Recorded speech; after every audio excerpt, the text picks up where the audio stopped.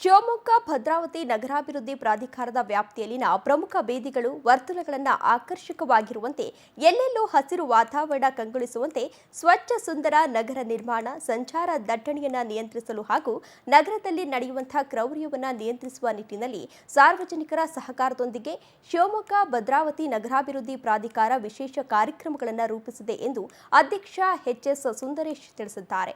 ಕಾಲಮಿತಿಯಲ್ಲಿ ಅನುಷ್ಠಾನಗೊಳಿಸಲು ಉದ್ದೇಶವಿದ್ದು ಅಗತ್ಯವಿರುವಂತಹ ಅನುದಾನ ಕಾಯ್ದಿರಿಸಿದ್ದಾಗಿ ತಿಳಿಸಿದ್ದಾರೆ. ಮುಂದಿನ 3-4 ದಶಕಗಳ ನಗರದ ಜನದಟ್ಟಣೆ ಸಂಚಾರ ಜನಸಂಖ್ಯೆಯ ಬೆಳವಣಿಗೆಯನ್ನು ಗಮನದಲ್ಲಿಟ್ಟುಕೊಂಡು ಹಲವಾರು ಅಭಿವೃದ್ಧಿ ಹೊಂದಿದ ದೇಶಗಳ ಪ್ರಮುಖ ನಗರಗಳನ್ನು ಮಾದರಿಯಾಗಿಟ್ಟುಕೊಂಡು ಮುಂದಿನ ದಿನಗಳಲ್ಲಿ ಶಿವಮೊಗ್ಗ ಭದ್ರಾವತಿ ನಗರಗಳನ್ನು ಅಭಿವೃದ್ಧಿಪಡಿಸಬಹುದಾದಂತಹ ಸಾಧ್ಯತೆಗಳ ಕುರಿತು ಪರಿಣಿತರಿಂದ ಆಕರ್ಷಕ ವಿನ್ಯಾಸಗಳನ್ನು ತಯಾರಿಸಿ ಸ್ಥಳೀಯ ಜನರಿಗೆ ಅನುಕೂಲ ಆಗಬಹುದಾದ ವಿನ್ಯಾಸಗಳನ್ನು ಅನುಷ್ಠಾನಗೊಳಿಸಲು ಉದ್ದೇಶಿಸಲಾಗಿದೆ ಎಂದು ತಿಳಿಸಿದ್ದಾರೆ.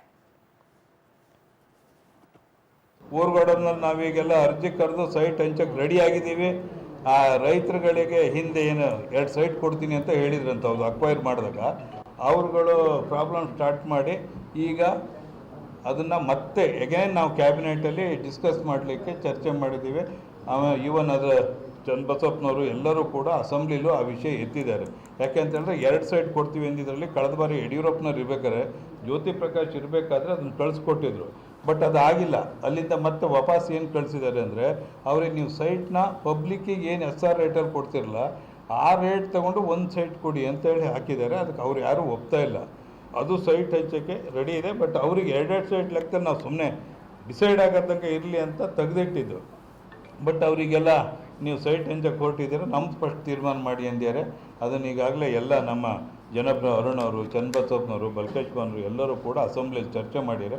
ಅದೊಂದು ಕ್ಯಾಬಿನೆಟಿಗೆ ಬಂದು ಅದು ಏನಾಗುತ್ತೆ ನೋಡ್ಬೇಕು. ಅದಾದ ಕೂಡಲೇ ನಮ್ಮದಂತೂ ಸೀನಿಯಾರಿಟಿ ಇದು ಎಲ್ಲ ನಾವು ಎಲ್ಲದೂ ರೆಡಿ ಆಗಿದೆ. ಅಂದರೆ ಈ ಅಪ್ಲಿಕೇಶನ್ ಸಾರ್ಟ್ ಔಟ್ ಮಾಡಿ ಇಟ್ಟಿದ್ದೀವಿ.